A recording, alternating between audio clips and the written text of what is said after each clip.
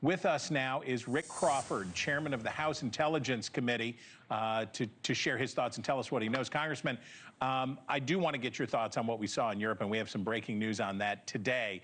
But I want to start with the assassination of Charlie Kirk. You said that we are at a, quote, critical vector, and that the path of political violence we are on is a dangerous one. When I read that, I heard it in the voice of the chairman of the House Intelligence Committee that this isn't just bad for our democracy or bad for individuals, that it's sort of a threat to our survival as a nation. Am I reading you right there? Oh, absolutely. I mean, look, we've seen this level of discourse has degenerated to a point like we've never seen before, like we would have never expected anything to happen in this country. This is the United States of America. This is the shining city on the hill. This is not what we're about. And yet we continue to see the decline in political discourse to such an extent that individuals are now being assassinated in front of their families, in front of crowds of thousands of people. And what makes it even worse is the disgusting response that has taken place in the aftermath from some folks on the left. And it's troubling to me, you know, just from a perspective of a member of Congress, certainly, as chairman of the Intel Committee, yes.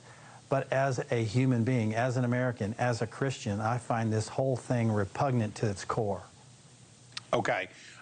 Let's turn to what we saw in Eastern Europe. On Friday, NATO announced plans to increase air defenses on the alliance's eastern flank after the Russian drone incursion into Poland.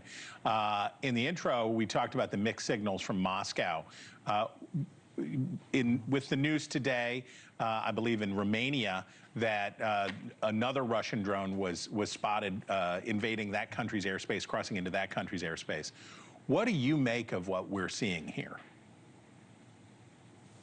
This is sort of, I mean, the classic Putin playbook. And you think back to 20-odd years ago when he invaded or attempted to invade Georgia. It wasn't about necessarily invading Georgia as much as it was about disrupting the border integrity so that they would not join NATO.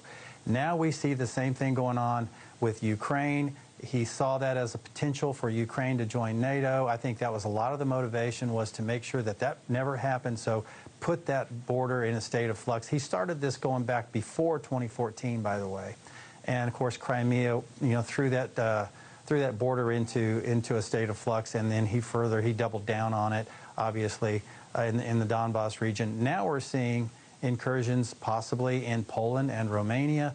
He is sticking his thumb in the eye of NATO. I don't know if he is trying to invoke an Article 5 response, but he is really endangering his position. And then further, this should be a wake-up call to the European Union and other nations that, look, we need to tighten up these sanctions. You've got to quit buying Russian oil. You've got to bring this guy to his knees. We need India to stop buying Russian oil. These sanctions have to be administered and adhered to strictly if we're going to bring this guy to the table. Well, in his threat of new sanctions for Russia, that's what President Trump said, right? He said, we'll match whatever Europe does. Do you think, really, that this is enough? Do you think that this threat is enough to get, because we know they're trading through Kazakhstan and other cutouts to still trade with Russia in violation of those embargoes. Do you think this will be sufficient? I hope so. And here's the thing. There's a lot of buttons we can push, and particularly with countries like Kazakhstan. I mean, you think about the relationship there with Kazakhstan. ExxonMobil built their oil infrastructure, and so I think that there is some influence there that could be brought to bear in nations like Kazakhstan. India is a little bit of a different animal. They do have that. They're part of the BRICS alliance. And so we're trying to, you know, to push on them a little more to say, hey, you're not helping. But here in the background, the big winner in all this is China, the PLA, CCP. They're the ones watching with great delight. In fact, I'm not sure that they're not the ones that brought North Korean soldiers in to fight for Russia in Ukraine. So there's a whole lot of moving parts here. But bottom line, Europe needs to tighten up and enforce those sanctions. We need India to follow suit. And if we need to influence countries like Kazakhstan, we need to do that as well. Thank you for watching. Subscribe below and download our NewsNation app right now on your phone, and you will get fact-based, unbiased news for all Americans.